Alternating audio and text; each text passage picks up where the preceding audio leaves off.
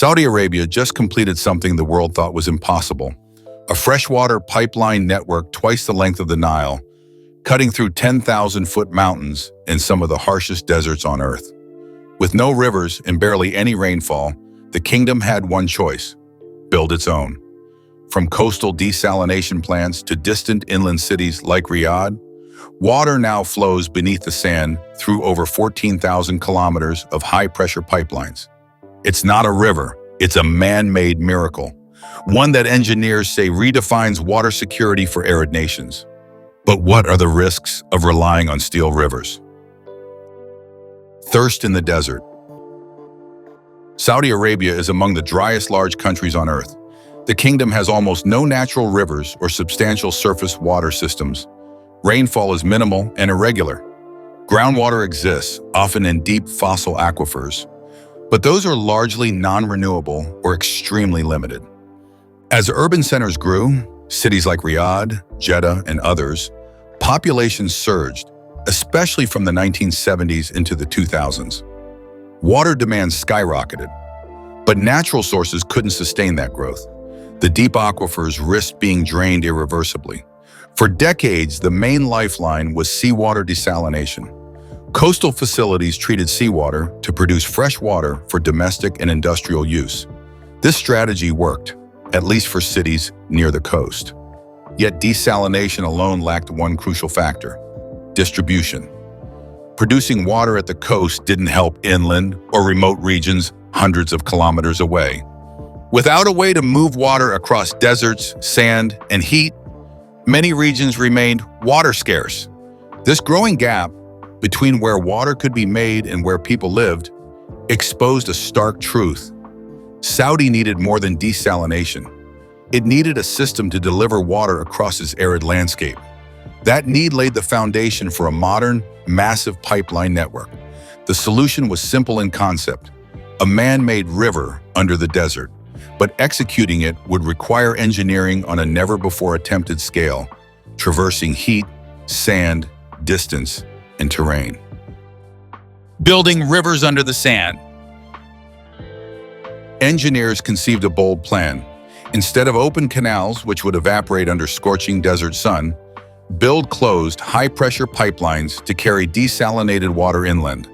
The pipelines would connect coastal desalination plants with inland cities and remote regions. These pipelines aren't simple single lines. Often they are twin pipelines, showing two parallel lines to ensure capacity and redundancy. If one line fails, the other keeps supplying water. Pumping stations placed at intervals push water hundreds of kilometers across deserts and even uphill over varying terrain. Water moves from sea level through sand, rocks, dunes, a feat once thought impossible. Because the system is closed and pressurized, evaporation, a huge problem in arid climates, is eliminated. What would evaporate in minutes in an open canal travels safely beneath the sand to thirsty communities. It's a modern engineering marvel, water flowing like a hidden river beneath the desert. The idea was ambitious, but the real test was scale. Did this hidden river have enough reach and capacity to supply entire cities? The next section shows just how vast the system became. The scale of survival.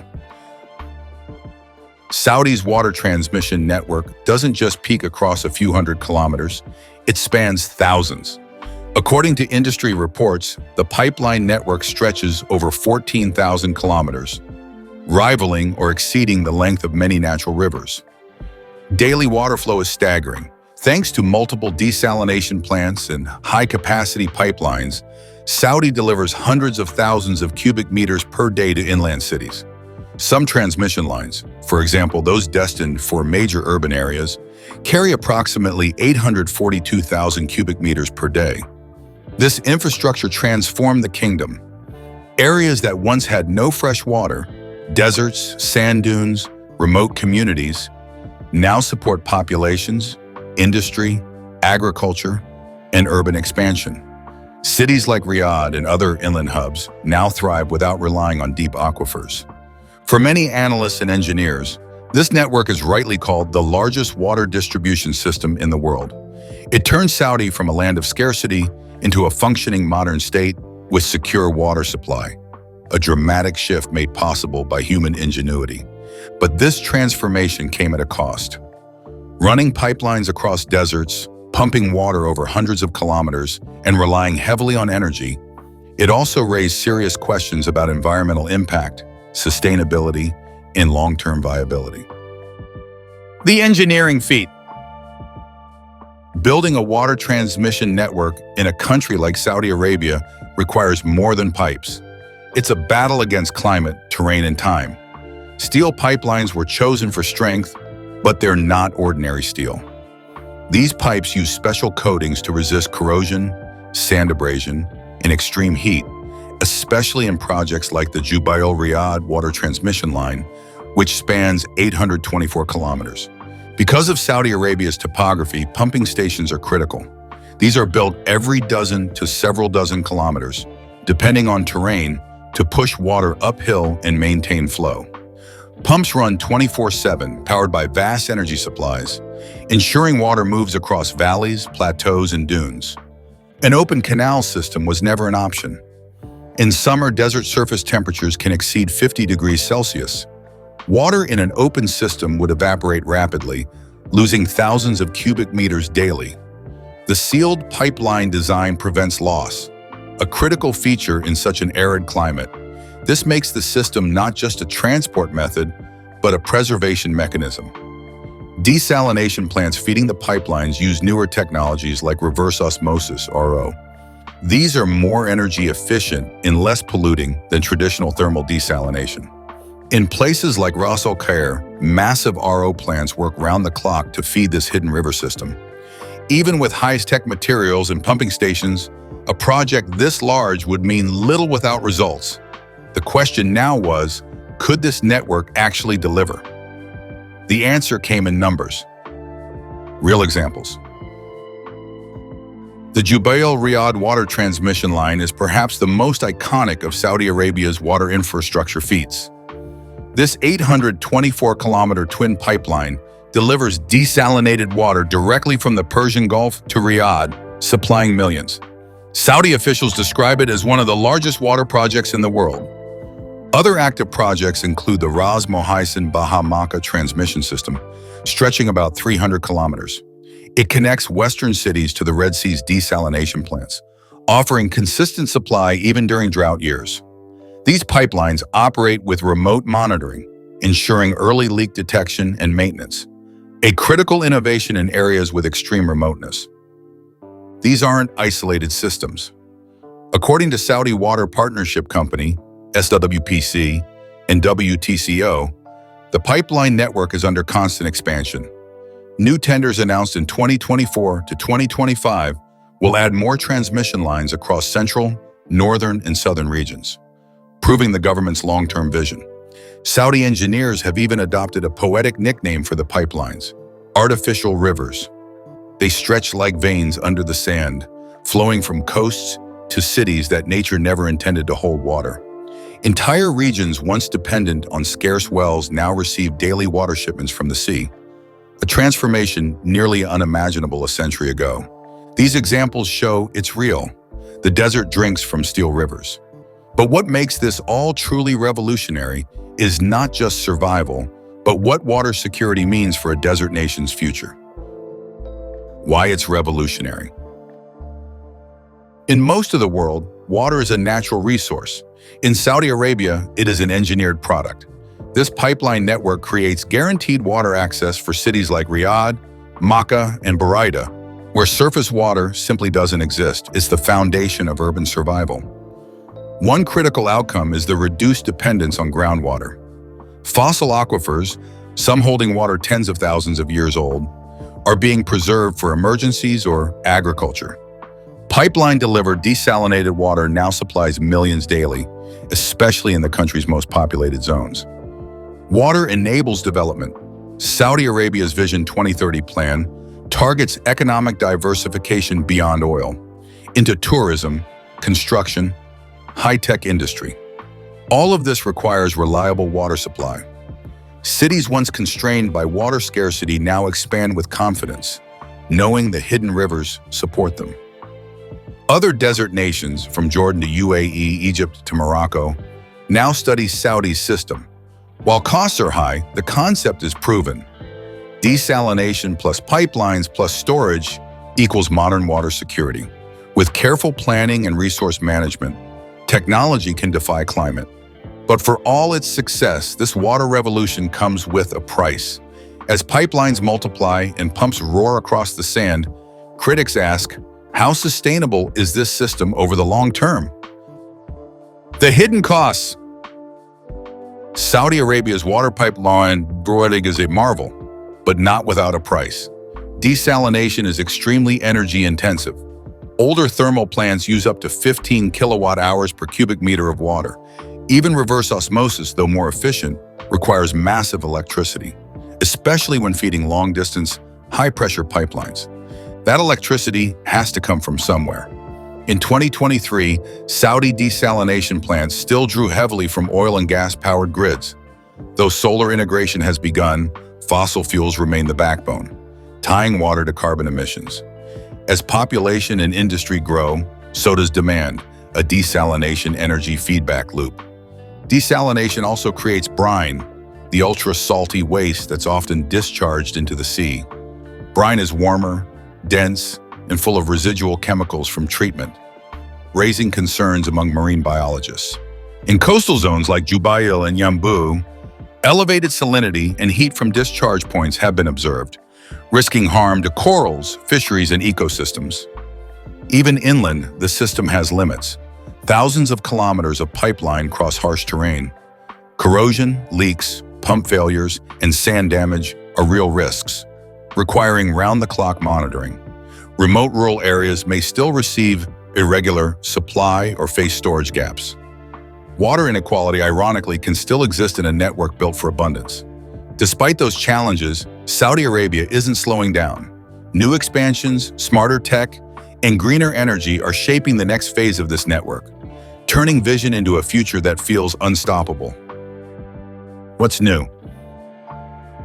In 2024 to 2025, Saudi Arabia accelerated its water infrastructure goals. Under the National Water Strategy, the Water Transmission and Technologies Company, TTCO, announced new projects linking remote interior towns to major desalination plants. One of the biggest shifts, RO, is becoming the dominant desalination method. Plants like those in Ras Al Khair are upgrading systems to increase efficiency and cut energy use. RO uses 60 to 80% less power than thermal distillation, helping reduce carbon impact. Even more promising is the integration of solar energy.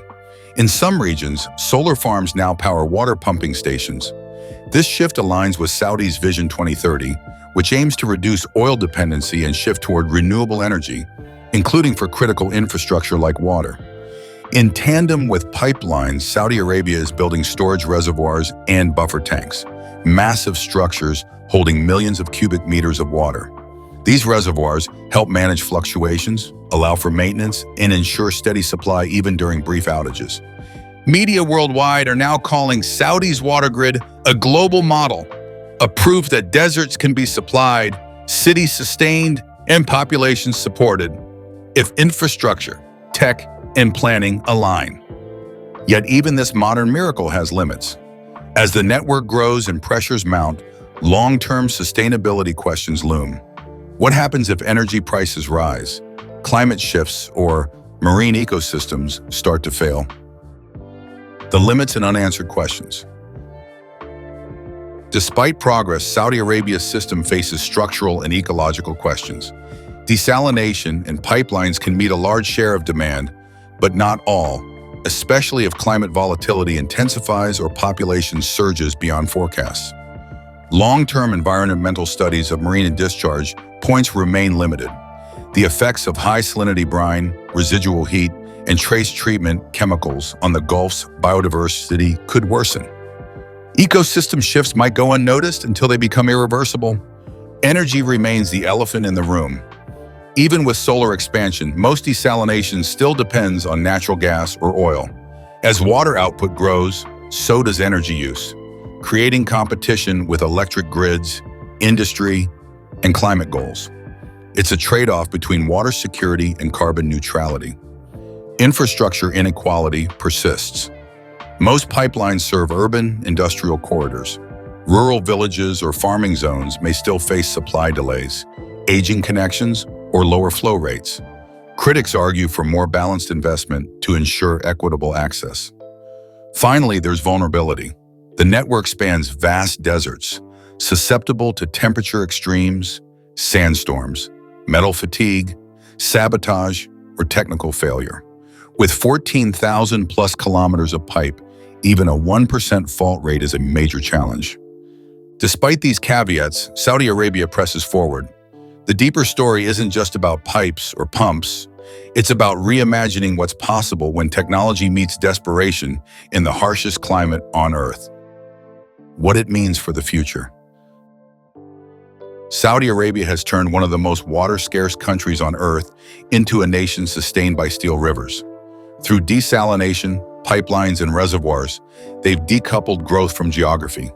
A radical feat. With more solar-powered RO plants, smart monitoring, and automated pumping systems, this network could become a template for future-ready water delivery. Nations in North Africa, the Middle East, and Central Asia are watching closely, eyeing how technology can make the desert bloom. But this system isn't a miracle. It's a massive energy engine pushing back against nature. If brine management, maintenance, or energy costs spiral, the miracle could turn fragile. Water, once a passive resource, becomes an industrial product, priced, pumped, and managed. The balance is delicate. Growth must not outpace resilience. Climate volatility, global energy shifts, and marine degradation are all risks Saudi Arabia must monitor carefully. The desert was never meant to hold rivers, even artificial ones. Yet if managed wisely, Saudi Arabia's transformation could echo globally. In an era of water scarcity, they've built a blueprint. It's not free, it's not flawless, but it's proof that sometimes technology can defy nature if we're willing to pay the price. This network isn't just a pipeline, it's a civilizational pivot point. For decades, the Arabian Peninsula was defined by water scarcity. Now, thanks to cutting-edge desalination, high-efficiency reverse osmosis, and a grid of over 14,000 kilometers of transmission lines, Saudi Arabia has effectively manufactured rivers in the desert. This has transformed daily life. Cities like Riyadh, Jeddah, and Mecca can now grow without fear of water shortage. Industries that were once unimaginable in such dry regions, from agriculture to construction, are now thriving. And all of it depends on water flowing inland from the Red Sea and Arabian Gulf. But this miracle doesn't come cheap. The environmental cost of desalination brine, the energy burden of pumping water across deserts, and the fragility of a system so vast and complex raise real concerns. Pipelines this long must be constantly monitored for leaks, corrosion, or sabotage. And while solar energy is starting to power parts of the system, most of the grid still runs on fossil fuels.